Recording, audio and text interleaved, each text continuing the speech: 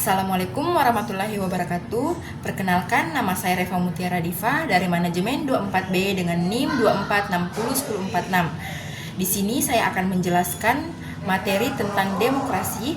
Berikut simak videonya. Sudah, Min. Pengertian demokrasi. Demokrasi berasal dari bahasa Yunani kuno yaitu demos, yang berarti rakyat, dan kratos, yang berarti kekuasaan atau pemerintahan. Secara harfiah, demokrasi dapat diartikan sebagai pemerintahan oleh rakyat atau kekuasaan yang berasal dari rakyat. Namun dalam pengertian modern, demokrasi tidak hanya dimaknai sebagai bentuk pemerintahan semata, melainkan juga sebagai sistem politik nilai budaya dan tata kelola kekuasaan yang memberi ruang partisipasi aktif bagi seluruh warga negara. Demokrasi menempatkan rakyat sebagai pemegang kedaulatan tertinggi dalam sistem ini. Rakyat bukan hanya sebagai objek, tetapi juga sebagai subjek dalam proses pengambilan keputusan.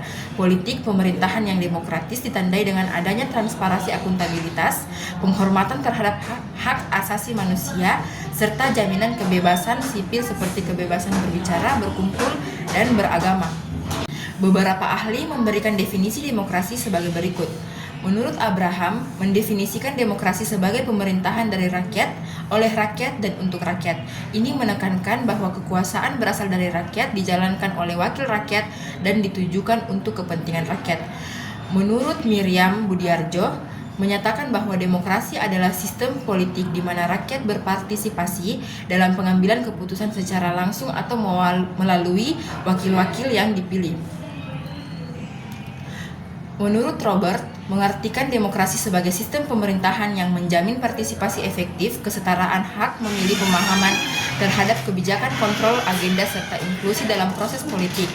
Demokrasi memiliki beberapa prinsip utama yang menjadi landasan pelaksanaannya, antara lain, yang pertama, kedaulatan rakyat. Rakyat merupakan sumber kekuasaan tertinggi dalam negara demokratis. Semua kebijakan dan keputusan pemerintahan harus mencerminkan kehendak dan kepentingan rakyat. 2. Persamaan hak. Setiap warga negara memiliki hak dan kedudukan yang sama dalam hukum pemerintahan dan partisipasi politik tanpa memandang latar belakang. Ketiga, kebebasan individu. Demokrasi menjamin kebebasan setiap individu dalam menyampaikan pendapat, untuk memeluk agama, berorganisasi, dan menjalani kehidupan sesuai pilihannya. Keempat, pemilihan umum yang bebas dan adil. Pemilu menjadi mekanisme utama dalam demokrasi untuk menentukan pemimpin atau wakil rakyat secara langsung, umum, bebas, rahasia, jujur, dan adil.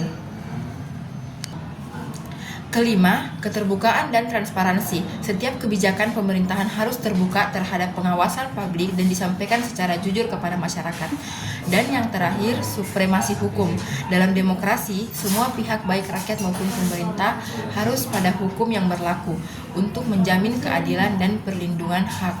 Dalam konteks Indonesia, demokrasi dikembangkan berdasarkan nilai-nilai luhur Pancasila yang menekankan pada prinsip musyawarah untuk mufakat, gotong royong, dan keadilan sosial. Adapun bentuk-bentuk demokrasi yang akan saya jelaskan, demokrasi sebagai sistem pemerintahan memiliki berbagai bentuk yang berkembang berdasarkan sejarah sosial, budaya, dan kondisi politik suatu negara. Setiap bentuk demokrasi memiliki karakteristik dan mekanisme yang berbeda dalam pelaksanaan kekuasaan dan partisipasi rakyat. Secara umum, bentuk-bentuk demokrasi dapat diklasifikasikan sebagai berikut. Yang pertama, ada demokrasi langsung. Demokrasi langsung adalah bentuk demokrasi di mana rakyat secara langsung terlibat dalam proses pengambilan keputusan politik tanpa melalui wakil. Sistem ini pernah diterapkan dalam demokrasi Athena kuno, di mana warga negara secara aktif menghadiri pertemuan dan memberikan suara atas kebijakan tertentu. Namun dalam negara modern, demokrasi langsung sulit ditetapkan secara menyeluruh karena jumlah penduduk yang besar dan wilayah yang luas. Meski demikian, beberapa elemen demokrasi langsung masih digunakan, misalnya melalui referendum atau jajak pendapat rakyat. Demokrasi perwakilan. Demokrasi perwakilan adalah bentuk demokrasi di mana rakyat memilih wakil-wakil mereka melalui pemilu untuk mewakili aspirasi dalam lembaga legislatif dan pemerintahan. Bentuk ini paling banyak digunakan di dunia modern karena lebih efisien dalam mengelola negara yang besar dan kompleks. Wakil rakyat bertanggung jawab kepada konstituen dan dapat diganti melalui pemilu jika tidak menjalankan amanah. Ketiga, demokrasi parlementer. Dalam sistem parlementer, kekuasaan eksekutif dipegang oleh Perdana Menteri yang dipilih dari dan bertanggung jawab kepada parlemen kepada negara seperti presiden atau raja bersifat simbolis. Dan yang ketiga, demokrasi parlementer. Dalam sistem parlementer, kekuasaan eksekutif dipegang oleh Perdana Menteri yang dipilih dari dan bertanggung jawab kepada parlemen. Kepala negara seperti presiden atau raja bersifat simbolis dan tidak memiliki kekuasaan pemerintahan langsung. Sistem ini memungkinkan hubungan yang erat antara legislatif dan eksekutif, namun dapat menimbulkan ketidakstabilan jika koalisi pemerintahan lemah. Keempat, demokrasi presidensial. Dalam sistem presidensial, dipilih langsung oleh rakyat dan memiliki kekuasaan eksekutif yang terpisah dari legislatif.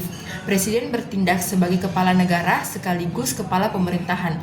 Indonesia sejak reformasi 1998 menerapkan sistem demokrasi presidensial, di mana presiden memiliki masa jabatan tetap dan tidak dapat diberhentikan sembarangan oleh parlemen. Kelima, demokrasi liberal. Demokrasi liberal menekankan pada kebebasan individu, hak asasi manusia, pasar bebas, dan perlindungan hukum negara. Dalam sistem ini dibatasi perannya dan lebih berfungsi sebagai pengatur agar kebebasan tidak saling melanggar. Contoh negara yang menganut demokrasi liberal adalah Amerika Serikat dan beberapa negara di Eropa Barat. Demokrasi sosial. Demokrasi sosial menggabungkan prinsip kebebasan individu dengan keadilan sosial negara, memiliki peran aktif dalam menjamin kesejahteraan rakyat melalui kebijakan ekonomi sosial dan redistribusi kekayaan. Contoh penerapan demokrasi sosial terdapat di negara-negara Skandinavia seperti Swedia, Norwegia, dan Denmark. Demokrasi konstitusional. Demokrasi konstitusional adalah bentuk demokrasi yang dibatasi oleh konstitusi atau undang-undang dasar. Konstitusi mengatur pembagian kekuasaan, struktur lembaga negara, dan hak-hak dasar warga negara yang tidak boleh dilanggar oleh pemerintah. Demokrasi Pancasila. Demokrasi Pancasila adalah bentuk demokrasi khas Indonesia yang berlandaskan pada nilai-nilai Pancasila. Demokrasi ini menjunjung tinggi nilai musyawarah mufakat, keadilan sosial, serta menghormati keberagaman suku, agama, dan budaya. Ciri khas demokrasi Pancasila adalah pengambilan keputusan melalui mekanisme musyawarah, bukan voting atau suara terbanyak semata. Bentuk-bentuk demokrasi ini menunjukkan bahwa meskipun memiliki dasar yang sama, yaitu kekuasaan berasal dari rakyat, namun pelaksanaannya sangat bergantung pada konteks sosial, budaya sejarah, dan kebutuhan negara masing-masing. Adapun nilai-nilai demokrasi. Nilai-nilai demokrasi merupakan prinsip dasar yang menjadi landasan moral dan etika dalam sistem pemerintahan demokratis. Nilai-nilai ini bukan hanya tercermin dalam struktur kelembagaan, tetapi juga dalam sikap dan perilaku warga negara serta pemegang kekuasaan. Nilai demokrasi menjadi fondasi dalam menciptakan kehidupan politik yang sehat, berkeadaban, dan menjunjung tinggi martabat manusia. Berikut adalah beberapa nilai utama dalam demokrasi, yaitu kebebasan. Kebebasan adalah inti dari demokrasi yang menjamin setiap individu memiliki hak untuk berpikir, berbicara, berserikat, dan berekspresi tanpa tekanan atau paksaan. Kebebasan ini mencakup kebebasan politik, kebebasan sipil, dan kebebasan beragama yang semuanya dilindungi oleh hukum. Persamaan hak. Dalam demokrasi, setiap warga negara memiliki kedudukan yang sama di depan hukum dan dalam proses politik. Tidak ada diskriminasi berdasarkan suku, agama, ras, gender, status sosial, atau latar belakang. Ekonomi. Persamaan hak menjamin bahwa suara setiap warga negara bernilai sama dalam pemilu dan pengambilan keputusan. Keadilan.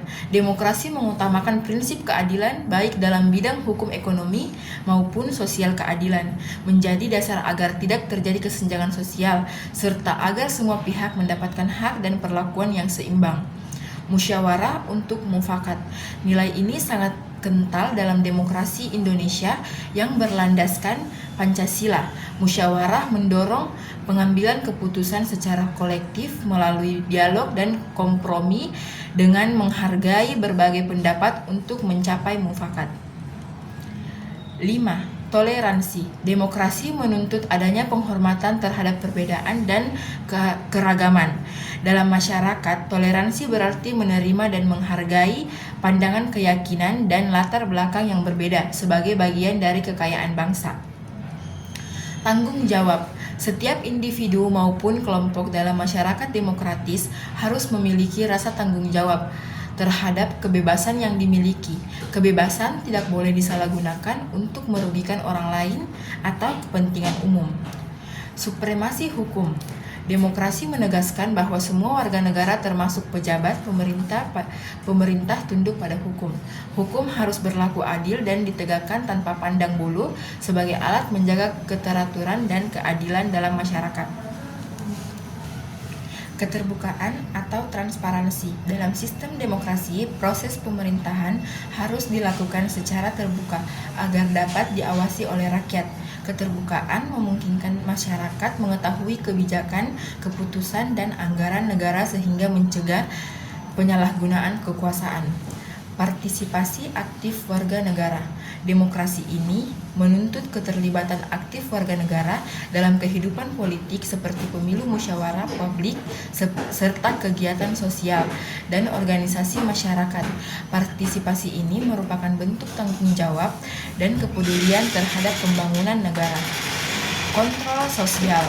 Rakyat dalam demokrasi memiliki hak dan kewajiban untuk mengawasi jalannya pemerintahan. Kontrol sosial dapat dilakukan melalui media massa, lembaga pengawas, masyarakat sipil, atau partisipasi langsung.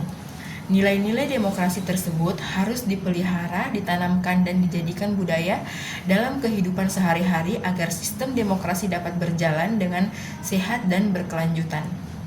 Berikut ada macam-macam demokrasi yang pernah berlaku di Indonesia. Sejak merdeka tahun 1945, Indonesia telah mengalami berbagai bentuk dan sistem demokrasi yang mencerminkan dinamika politik serta perubahan kekuasaan yang terjadi di tingkat nasional. Macam-macam demokrasi yang pernah diterapkan di Indonesia mencerminkan proses adaptasi dan pencarian sistem pemerintahan yang paling sesuai dengan karakter bangsa dan kondisi sosial politik pada masanya. Berikut ini adalah bentuk-bentuk demokrasi yang pernah berlaku di Indonesia. Yang pertama, demokrasi parlementer dari 1945 sampai 1959. Demokrasi parlementer diterapkan setelah Indonesia merdeka, terutama sejak Konstitusi RIS pada tahun 1949 UUDS 1950. Dalam sistem ini, kekuasaan eksekutif dijalankan oleh kabinet yang bertanggung jawab kepada parlemen atau DPR.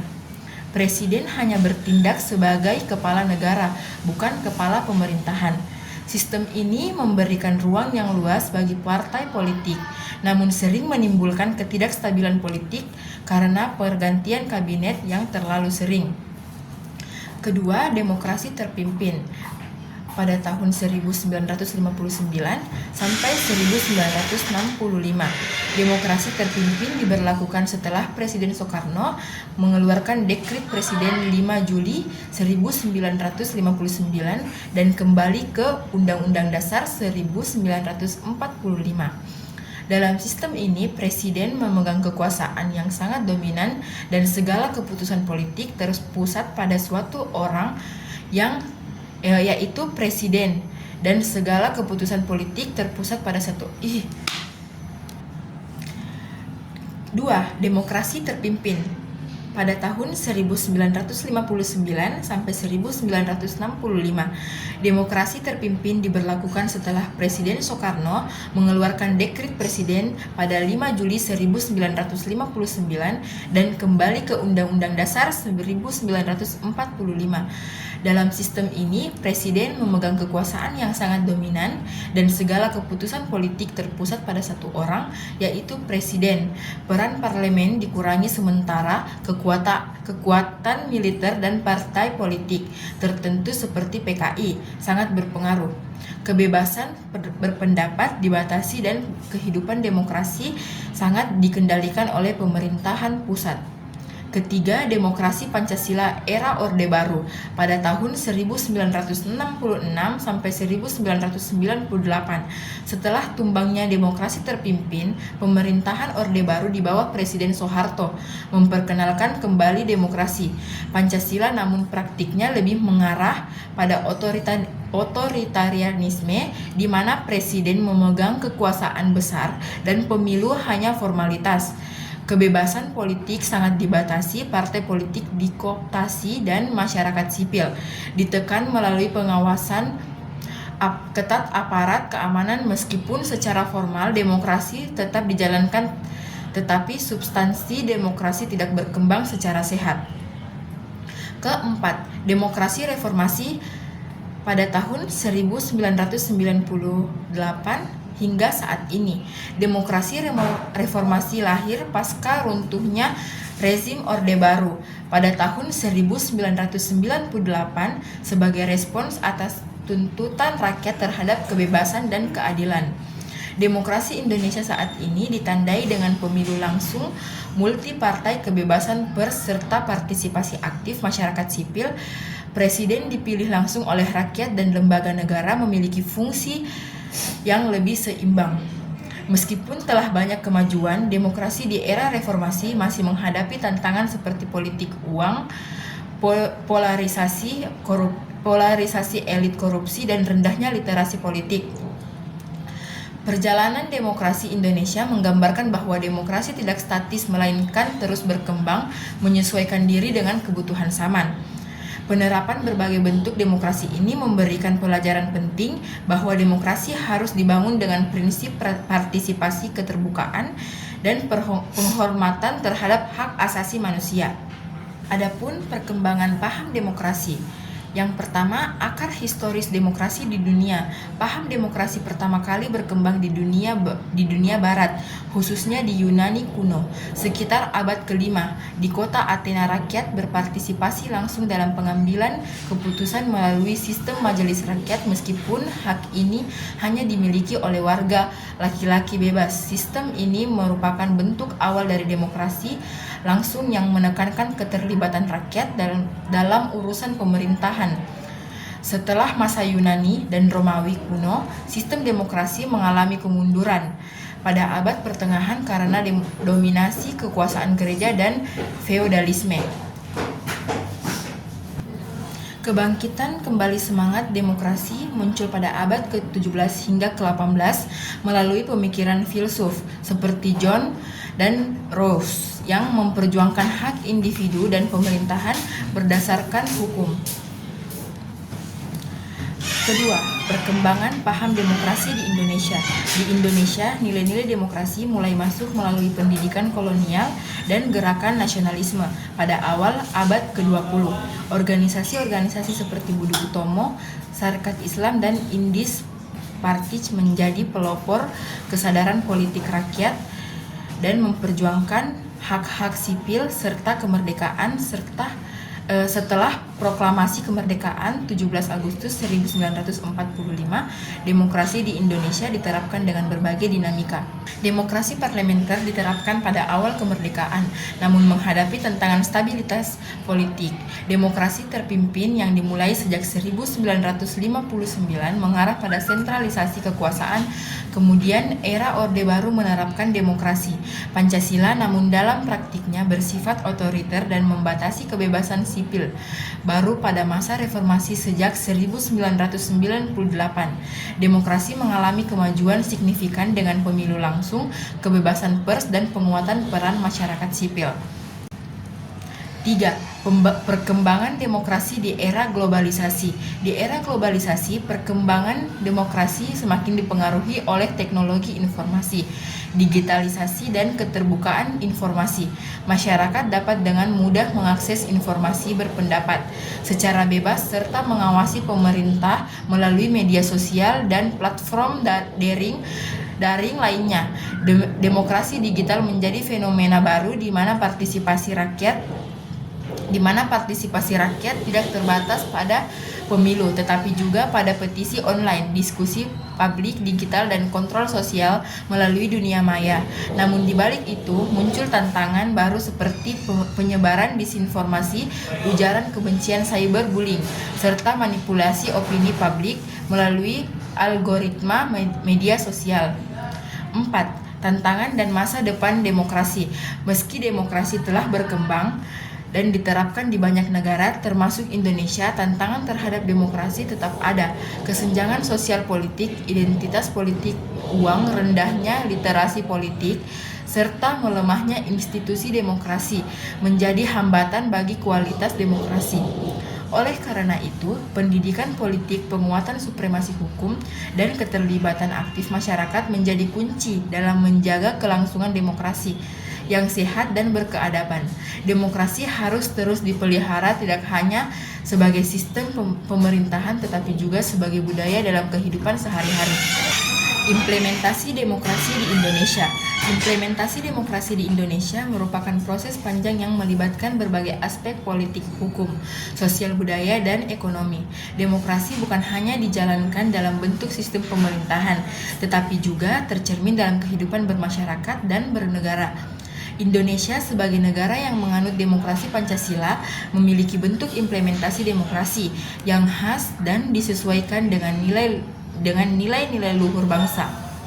Yang pertama, implementasi demokrasi dalam sistem pemerintahan. Demokrasi di Indonesia tercermin dalam sistem pemerintahan yang berdasarkan pada prinsip kedaulatan rakyat. Rakyat sebagai pemegang kekuasaan tertinggi memberikan mandat kepada wakil-wakilnya melalui pemilihan umum. Presiden dan wakil presiden dipilih secara langsung oleh rakyat, begitu pula anggota legislatif, baik di tingkat pusat maupun daerah. Pemilihan umum dilakukan secara berkala bebas, jujur dan adil, dan langsung yang mencerminkan keterlibatan aktif rakyat dalam menentukan arah pemerintahan. Yang kedua, implementasi demokrasi dalam penyelenggaraan pemilu. Pemilu merupakan sarana utama dalam menyalurkan kedaulatan rakyat. Sejak era reformasi, pemilu di Indonesia telah mengalami kemajuan yang signifikan. Pemilu dilaksanakan secara langsung, umum, bebas, rahasia, jujur, dan adil. Masyarakat memiliki kebebasan untuk memilih wakilnya tanpa tekanan maupun intimidasi. Pemilu juga mencerminkan kompetisi antar partai politik dan calon pemimpin, sehingga menjadi wadah pembelajaran politik bagi rakyat. Namun tantangan seperti politik, uang kampanye hitam, dan rendahnya literasi politik masih menjadi pekerjaan rumah dalam memperkuat kualitas demokrasi. Yang ketiga, implementasi demokrasi dalam kebebasan berpendapat dan pers. Di era demokrasi, reformasi, kebebasan berpendapat dilakui sebagai hak asasi setiap warga negara. Masyarakat dapat menyampaikan aspirasi, kritik maupun saran terhadap pemerintah secara terbuka, baik melalui media sosial, diskusi publik, unjuk rasa, maupun lembaga perwakilan rakyat pers. Sebagai pilar keempat, demokrasi juga memiliki peran penting dalam menyampaikan informasi, melakukan kontrol sosial, serta mengedukasi publik. Namun kebebasan tersebut tetap dibatasi oleh hukum untuk menjaga ketertiban umum dan mencegah penyebaran informasi yang menyesatkan atau mengandung unsur kebencian. Keempat, implementasi demokrasi dalam kehidupan sosial dan budaya. Demokrasi juga tampak dalam kehidupan sosial dan budaya masyarakat Indonesia yang plural dan majemuk. Setiap individu atau kelompok memiliki kebebasan untuk menjalankan keyakinan adat istiadat serta budaya masing-masing tanpa diskriminasi. Yang kelima, implementasi demokrasi dalam pendidikan dan keluarga. Pendidikan demokrasi dapat ditanamkan sejak dini melalui lingkungan keluarga, sekolah, dan masyarakat. Keluarga sebagai unit terkecil masyarakat menjadi tempat pertama untuk mengenalkan nilai-nilai kejujuran, keadilan, langsung jawab, dan kebebasan berpendapat. Yang keenam, tantangan dalam implementasi demokrasi di Indonesia. Meskipun demokrasi Indonesia telah mengalami kemajuan, tantangan masih banyak dihadapi: korupsi, oligarki politik, rendahnya partisipasi rakyat dalam kebijakan publik, penyalahgunaan media digital, serta praktik diskriminasi masih menjadi hambatan dalam menciptakan demokrasi yang substantif. Adapun kesimpulan dari materi tersebut, demokrasi merupakan sistem pemerintahan yang menempatkan kedaulatan di tangan rakyat, di mana seluruh aspek kehidupan berbangsa dan bernegara dijalankan dengan prinsip partisipasi, kesetaraan, keadilan, serta penghargaan terhadap hak asasi manusia. Dalam konteks Indonesia, demokrasi telah mengalami berbagai fase perkembangan, mulai dari demokrasi parlementer, demokrasi terpimpin, demokrasi Pancasila pada masa Orde Baru, hingga demokrasi era reformasi yang lebih terbuka dan partisipatif. Itu tadi pemaparan materi dari saya mengenai materi tentang demokrasi. Sekian dari saya. Assalamualaikum warahmatullahi wabarakatuh. Bye-bye.